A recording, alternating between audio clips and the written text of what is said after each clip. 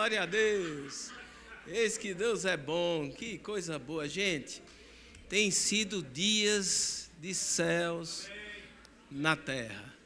E o que eu fico mais feliz é que nós não temos, como equipe ministerial, capacidade de fazer isso acontecer. Só o próprio Deus manifestando é que consegue fazer essas coisas. Amém? Tem sido dias de refrigério, dias de iluminação mesmo, revelação sobre planos, propósitos. Eu tenho sido altamente abençoado por estar aqui, né? Fiz ginásticas absurdas, porque a gente trabalha, eu dou plantão, tive que me comprometer com alguns colegas aí para fazer acontecer, mas honrei aquilo que Deus tinha colocado em nosso coração e tem sido bênção. E se você deseja, amanhã de manhã é o encerramento. Não sei. Se tudo que a gente vivenciou foi cenas do que vai acontecer amanhã, Jesus do céu. Eu queria que você abrisse a sua Bíblia em Romanos, no capítulo 12.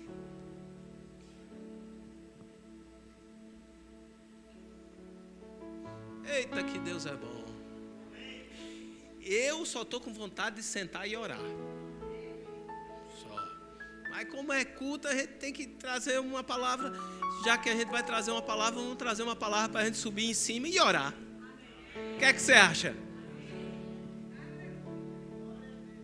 A Bíblia fala em Romanos, no capítulo 12, no verso 1, ela diz assim: rogo-vos, pois, irmãos, pelas misericórdias de Deus. Liz, faça a caridade aqui.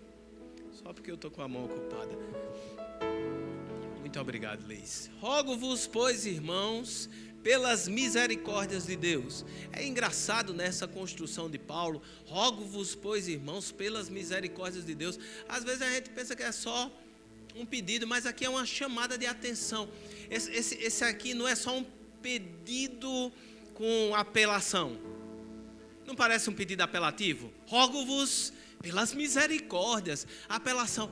Mas esse senso de entendimento dessa frase, ele fica melhor entendido na versão A Paixão. Olha como a Paixão coloca esse início de frase desse versículo. Ele diz assim: amados amigos, qual deve ser a nossa resposta adequada às maravilhosas misericórdias de Deus? Olha só como muda a ideia. Ele diz assim: rapaz, Deus tem derramado as misericórdias dele. E Paulo está dizendo: pelo amor de Deus, reage. Você percebe? Ele está dizendo: a gente deve reagir à misericórdia dele derramada. A misericórdia de Deus máxima é manifesta no sacrifício de Jesus, onde a graça é estabelecida. A graça é derivada da misericórdia. É por causa da misericórdia de Deus que nós não fomos consumidos. Nós não somos e não fomos, porque agora estamos diante da graça. Mas a graça é resultado da misericórdia. E ele diz: olha, Deus fez tanta coisa por nós. Reage. Porque a graça imedida, a graça que faz por si só as coisas e independe de nós para acontecer, e é verdade, a graça não dependeu de nós para resolver as coisas, mas uma vez que a gente disse sim para a graça, existe um papel para a gente desempenhar. Não é viver qualquer tipo de vida e a graça está cobrindo tudo. Paulo está dizendo aqui: reage, menino, à graça.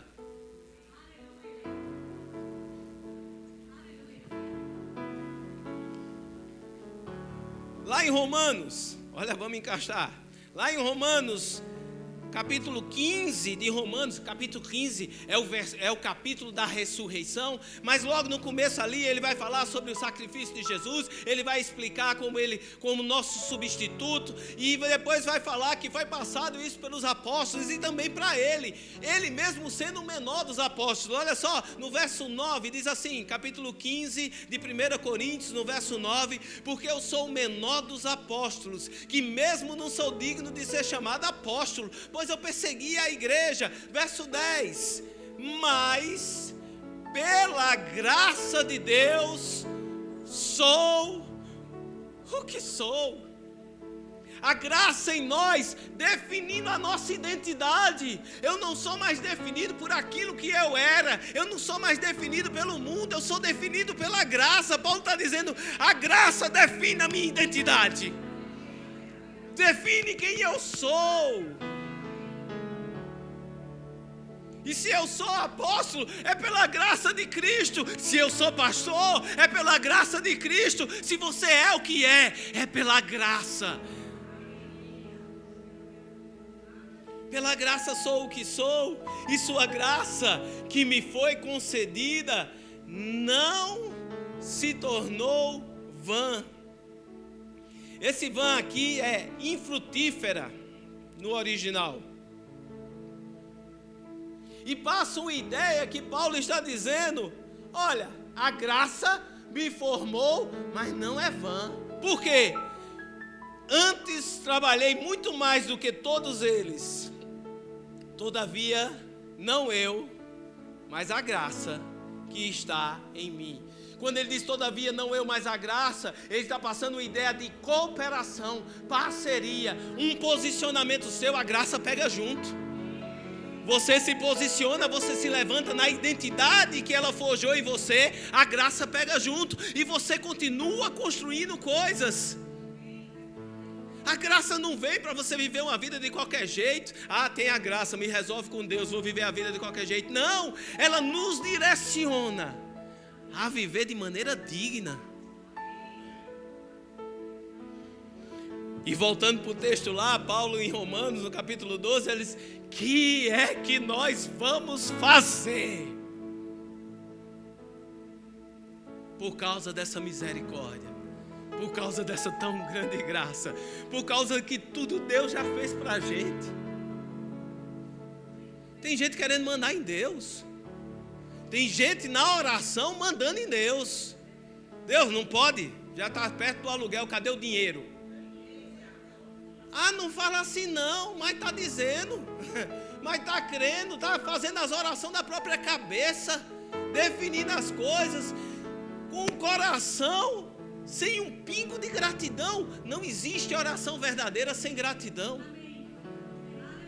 O primeiro passo da oração é, graças te dou, Pai, porque tu não me deves absolutamente nada, eu já estou no lucro, Senhor. Tu me tiraste de um poço de perdição, de um lamaçal tu me arrancaste, tu firmaste os meus pés na rocha, tu colocaste a minha cabeça para fora e hoje eu sou quem sou. Eu sou grato, Pai, pelo pão de cada dia, pelo sustento. Tu não me deve nada, Senhor, mas por outro lado, Ele é um Deus galardoador. Ele se alegra num posicionamento de filho. Aí o filho pode dizer, eu nunca vi o justo mendigar o pão, nem a sua descendência sofrer por necessidade. Ele se alegra com um coração grato, que sabe quem é, que age pela graça. O que nós vamos fazer? O que nós vamos fazer? E ele diz assim, apresenteis. Sabe a resposta da pergunta é, apresenta, menino. O quê? O vosso corpo, por sacrifício vivo, santo e agradável a Deus, que é o vosso culto racional. Sabe qual é o nosso culto racional? É pegar o nosso corpo. O que seria o nosso corpo aqui? Ele não está falando da carne, ele não está falando de pecado, ele está falando do conjunto de quem nós somos. Você é um conjunto de várias experiências que você teve. Você já bateu com a cabeça algumas vezes, ao ponto de uma palavra que Deus fala, você saber, epa, essa não é para mim. Pelas suas experiências, isso não é para mim. Se sua experiência sempre foi estar no hospital, ter uma doença crônica, estar lutando contra um negócio, uma palavra de cura pode parecer que não é para você. Se você sempre teve dificuldades financeiras, já quebrou várias vezes, já fechou várias empresas, já deveu e já continua devendo, uma palavra de prosperidade bíblica pode você dizer, essa aí não é para mim.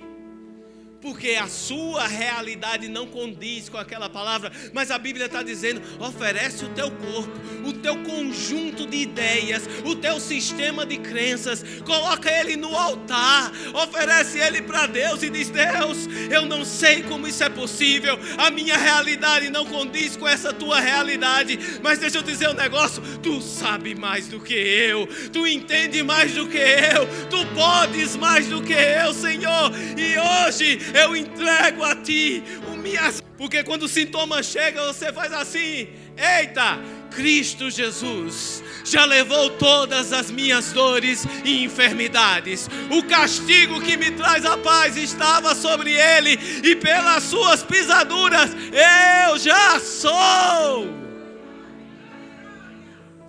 Eu já sou. O sintoma não te move mais, porque o seu culto racional é dar graças a Deus, porque você já fez, e se você já fez, me pertence, é meu, eu não abro mão.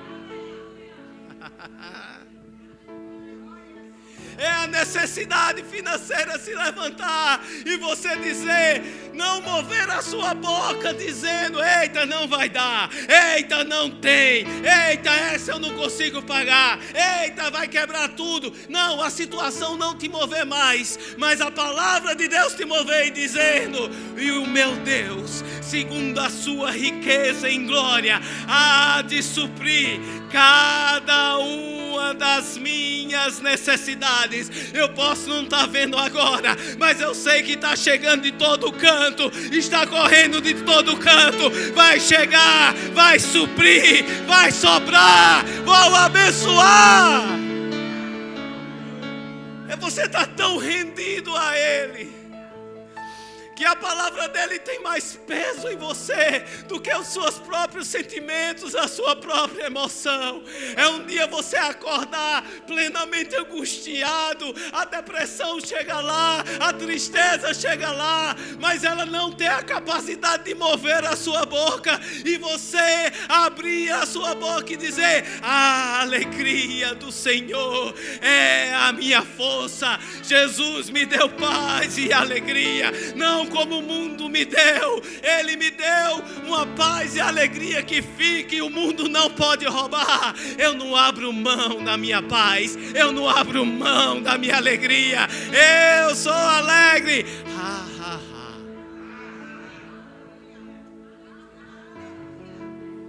Esse é o nosso culto racional.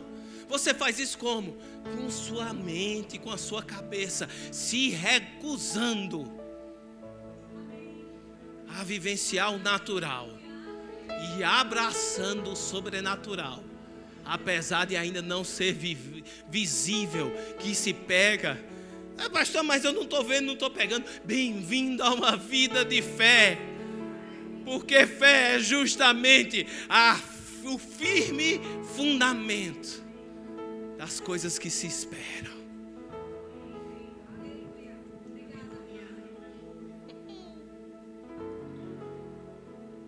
E ele continua para não deixar a menor dúvida: e não vos conformeis com este século. Não vos conformeis com este século. A gente estava conversando sobre esse versículo. Estávamos em uma reunião e disse: parece que nós somos maleáveis. Você não está fadado a ser quem você era no mundo. Porque uma vez que tira você do frasco do mundo e coloca você no celestial, você se conforma agora com o celeste. E a Bíblia diz: não se conforma, não entra no molde do mundo, não entra como o mundo funciona, sai dele. Se uma coisa do mundo funciona contrário como os céus funcionam, sai dele. Se para o mundo uma mentirinha aqui não tem problema, mas os céus têm problema, porque o pai da mentira é o capeta, o Satanás, o coisa ruim, o sete capas, o bicho do chifre, do rabo pontudo, fedorento. Para que eu vou mentir? Não se conforma com o mundo, mas entra. Se no mundo diz que você tem que guardar para ter, e no reino celestial diz que você tem que dar para ter, sai da conformidade do mundo e entra na conformidade celestial. Você é maleável. Você não é o que você era. E você pode entrar em conformidade como os céus funcionam. Você pode entrar. Mas eu vou agir como os céus agem. Sim, você é habilitado para isso. Como é que eu faço isso? Pela renovação da vossa mente, do seu sistema de crenças, da sua maneira de pensar. Agora, se o mundo construiu todo um background para você crer como ele crê, Deus também quer construir toda uma atmosfera para você crer como os céus creem.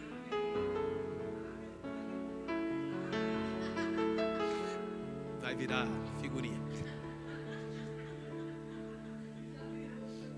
Preste atenção. Você sai. Você liga uma televisão, você liga a rádio, você liga qualquer coisa. O mundo quer invadir você. Com crise, com política, com um que briga com o outro, que um está preso e o outro está solto, o outro está solto, o outro está preso, e vem para cá e vem para lá, e aquilo lhe agonia, toma seu juízo, você sabe, meu Deus, o que é que vai acontecer? E economia, e política, e tome lá, e violência para tudo que é canto, e as coisas acontecendo, e crise, e dinheiro que vem, que não vai. O mundo está sempre enredando você em toda uma narrativa natural, para você ficar preso no âmbito natural. Mas Deus quer criar uma narrativa celestial para você largar aquilo para trás e entrar dentro agora de uma esfera de atuação onde o diabo não consegue te controlar, onde o diabo não consegue te sugestionar, onde o diabo não tem poder. Espera aí, pastor, que esfera é essa? Jejum e oração. Jejum e oração. É você se submete à atmosfera celestial. Vamos orar, ok? Marcos 11, vai lá, rapidinho. Marcos 11 o que, gente? Igreja de crente, cheio de fé, tem que saber o que é. Marcos 11, 22, 23, 24. Amém. Glória a Deus. Marcos 11, 22 diz: ao que o quê? Ao que tende o quê? Tende fé em Deus. Esse tende fé em Deus, em algumas versões tem também dizendo tende a fé. A melhor coisa de um pastor é você saber essas coisas. Tende a fé do tipo de Deus. Esse tende é eco. Deixa a fé que Deus tem ecoar dentro de você. Porque você já tem uma medida de fé que foi compartilhada para você, ok? Segundo a medida de fé que já foi compartilhada. Então tende a fé de Deus, deixa essa fé ecoar dentro de você ao ponto que ela tenha voz. E ele continua dizendo: porque em verdade vos afirmo que aquele, quem é aquele? Só os crentes? Qualquer pessoa, né? Por verdade eu vos aviso, se alguém disser a esse monte, ergue-te e lança-te no mar, e não duvidar no seu coração, mas crê que vai acontecer, se fará o que diz, assim. Se você estava aqui, você lembra da cena do monte? Lembrou da cena do monte? Para mim, os montes que aparecem, ele não está... Porque um monte, ele é enraizado no chão. Um monte é um pico de algo que está acontecendo por baixo. Se você for ver, ele é uma cadeia subterrânea. É bem capaz de ele ser maior para dentro do que ele está ali para fora se mostrando. Mas o monte que se levanta para mim, por causa da fé, eu imagino que aquele finalzinho dele é só a saia. E ele está preparado, se preparando para um comando meu ele levantar. vai aparecer os pezinhos dele e vai lá e se lançar no mar, porque ele só precisa de um comando de alguém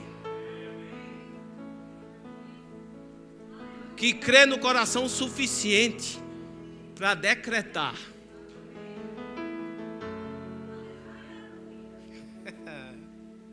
E ele continua: por isso, mediante o entendimento de quem vocês são, o poder que existe dentro de você, por isso, vos digo que tudo quanto em oração pedirdes, crede que recebestes, e assim será convosco. É lógico que no entendimento hegeliano básico, padrão e de início de qualquer jornada, você ora a oração da fé, falando e decretando aquilo que está crendo. Mas você sabe que a Bíblia ela é uma revelação contínua. Tudo que em oração pedirdes, tudo que em oração. Qual é a chave para a gente pedir certo? Você pode achar que, eu quero um carro, e é por isso que tem gente mandando em Deus. Tudo o que em oração pedirdes. Qual é a chave para a gente pedir certo? Oração, meu irmão. Oração. Porque tem palavras que vêm para você que você acha que sequer é merecedor. Mas como é que você resolve isso? Pai, eu não entendo. Eu não entendo como isso é para mim. Eu não entendo como essa palavra encaixa na minha vida. Eu não pertenço. O meu currículo não bate com essa palavra aqui. Pai, me ajuda. Me ajuda, Senhor, com minha pequena fé. Me ajuda, Jesus, com minha pequena fé. Cresce em mim essa palavra ao ponto de eu ter ousadia de declarar sem duvidar no meu coração. Oração é a chave para que o ambiente celestial se estabeleça e sejamos firmados em verdades eternas, ao ponto que a gente decrete. Não clame, não peça chorando como se fosse convencendo Deus que você é merecedor, mas que você saia lá tão convencido da verdade eterna, que para você já é. Você pode ficar de pé, nós vamos orar. Oh, aleluia. E como eu disse para você, existe uma lista de impossíveis que cada um de nós carrega, mas também tem uma lista de palavras que Deus confronta as nossas impossibilidades. Deus tem levantado em nosso coração palavras, e pode ser às vezes uma palavra bem simples que você tem, mas a gente vai orar agora para que ela cresça dentro de você e amadureça. Vamos derrubar impossíveis nessa noite. É isso que a gente está correndo atrás, é isso que a gente crê. Vamos derrubar impossíveis nessa noite. Você vai pegar o seu impossível agora e você vai depositar no altar. Você vai pegar o seu... Mas pastor, eu tenho que trazer coisa boa para o altar. Deus está dizendo, oferecei. Que o seu culto racional agora é você dizer: esse impossível não me pertence mais. Eu fico com o que tu falou ao meu respeito, Pai. Esse impossível não me pertence mais. Eu vou ficar com o que tu dissestes ao meu respeito. Esse impossível não é mais seu.